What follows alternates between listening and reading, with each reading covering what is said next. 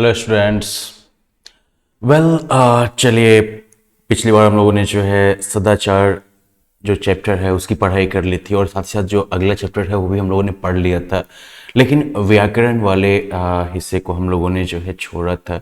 वजह यह है कि दोनों चैप्टर्स में जो है संधि पर जो है कुछ ना कुछ फोकस रहने वाला है, उस पर ध्यान जाने वाला था। और इसलिए मैंने सोचा कि अब जो है हम दोनों चैप्टर्स के दोनों अध्यायों के व्याकरण को जो है एक साथ हम लोग पूरा करने का प्रयास करेंगे। तो अब आज हम लोग चर्चा करने वाले हैं, सबसे पहले जो है संधि की चर्चा होने वाली है। ठीक है, तो ये तो आपको पता है कि दो वर्णों के मेल को संधि कहते हैं, है ना। दो स्वरों के मेल से जो विकार उत्पन्न होता है उसे स्वर संधि कहते हैं। जैसे कि धर्म और अर्थ दोनों को जोड़ के जो है धर्मार्थ हो गया। स्वर संधि के अंदर ही जब दो समान स्वर मिलते हैं तो दीर्घ स्वर उत्पन्न होता है और उसे दीर्घ संधि कहते हैं। जैसे कि धर्म और अर्थ, अ दोनों जुड़ गए तो अ, और साथ में अगर अ जुड़ा तो अगला जो है वो आ हो जाएगा। ऐसे ही अगर ई और ई जुड़ता है तो ये दीर्घ ई हो जाएगा। अगर उ और उ जुड़ जाए तो ये जो है दीर्घ उ हो जाएगा। समझ गए?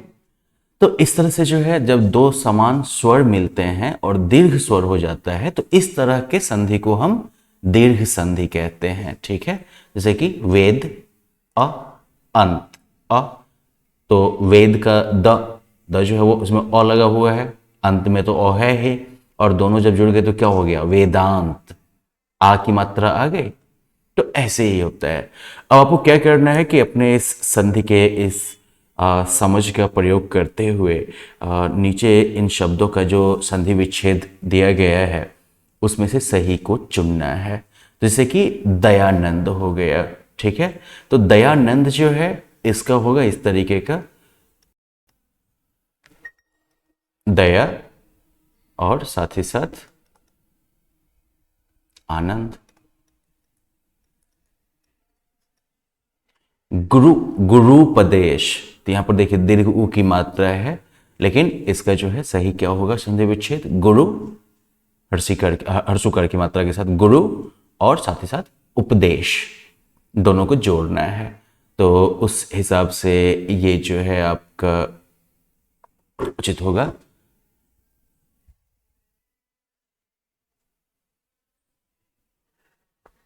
फिर जो है अगला हो गया आपका योगीश। योगीश में भी जो है योगी और साथ ही साथ ईश। ठीक है, तो आपका हो गया योगी और साथ ही ईश। ये चीज ध्यान रखिए कि जहां ई और ई को जोड़ के जो है ई बनता है, लेकिन साथ ही साथ ई के साथ अगर आप इसको भी जोड़िएगा तो भी यही बनेगा, या फिर अगर दीर्घ ई और दीर्घ ई जुड़ेगा तो भी जो है दीर्घ ई ही बनेगा। ऐसा नहीं है कि कुछ ज़्यादा कुछ अलग हो जाएगा वहाँ पर। खैर, तो योगेश, चराचर, चराचर जो है वो चर और अचर के मिलने से बना है। हरीश, हरि और ईश के मिलने से बना है। तो ये जो है आपका सही संधि विच्छेद हो गया। अब आगे क्या करना है आपको? तो शब्दों से उपसर्ग और मूल शब्द अलग करना है। तो देखिए, उपसर्ग हो गया जिसे हम किसी शब्द के आगे जोड़ के जो है एक नया अर्थ तैयार करते हैं, तो वो हो गया उपसर्ग। ठीक है, जैसे यहां पर ही है अत्याचार। तो अत्याचार में जो है मूल शब्द जो है वो आचार है, आचार विचार, है ना। और उसके आगे अगर अति जोड़ दिया जाए तो ये अति क्या हो गया? उपसर्ग हो गया। और अति जब आचार के आगे जुड़ जाता है तो बनता है अत्याचार, जिसका मतलब जो है दूसरा हो गया फिर, है ना। तो इसी तरह से जो है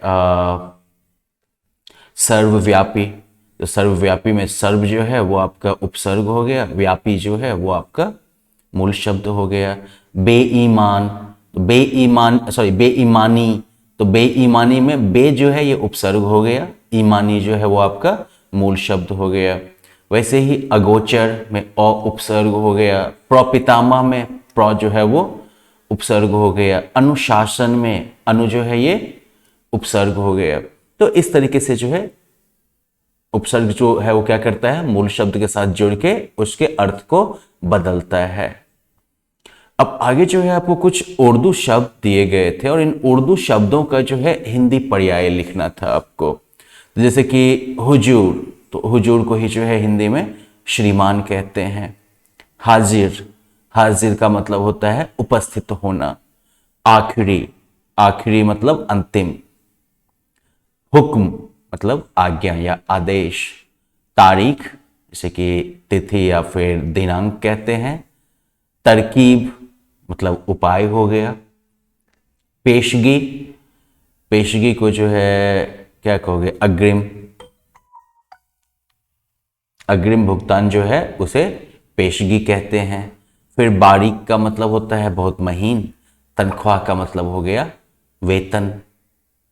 ठीक है, तो चलिए आप इनका पर्याय लिख लीजिएगा, साथ साथ इन उर्दू शब्दों को भी जान ही लीजिएगा। अब आगे क्या है कि आपको इन वाक्यांश के लिए एक शब्द लिखना है। ठीक है, तो मतलब ये हो गया कि आपको जो है हिंदी शब्दों का मतलब दिया हुआ है, उन मतलब के आधार पर आपको वो शब्द देना है तो जो हर तरफ फैला हो, सर्वव्यापी क्या होगा,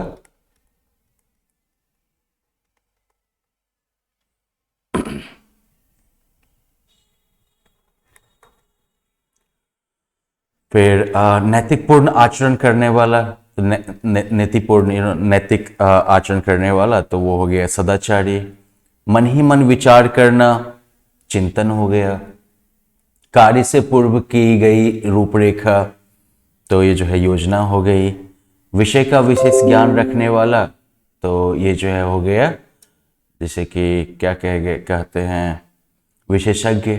संदेह की स्थिति में पड़ना,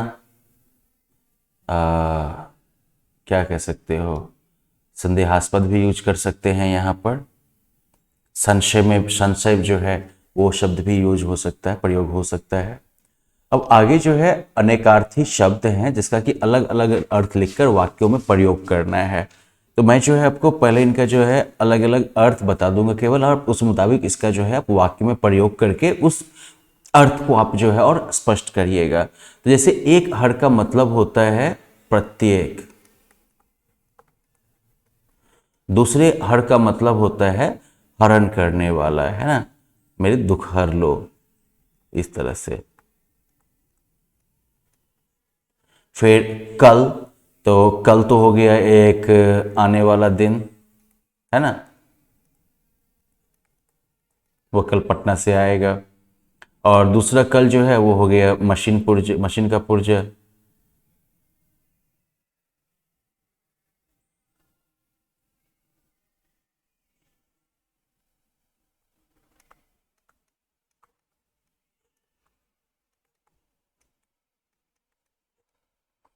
पर मतलब एक हो गया पंख,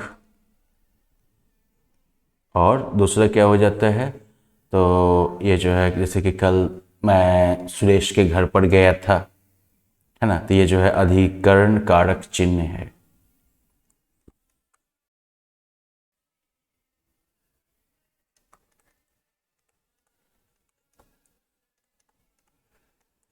अधिकरण कारक चिन्ह। अब आगे जो है विराट शब्द की भाववाचक संज्ञा, तो मतलब कि संज्ञा का जो है कुछ अभ्यास है यहाँ पर। तो विराट शब्द की भाववाचक संज्ञा क्या होगी, ये तो आसान है, विराटता।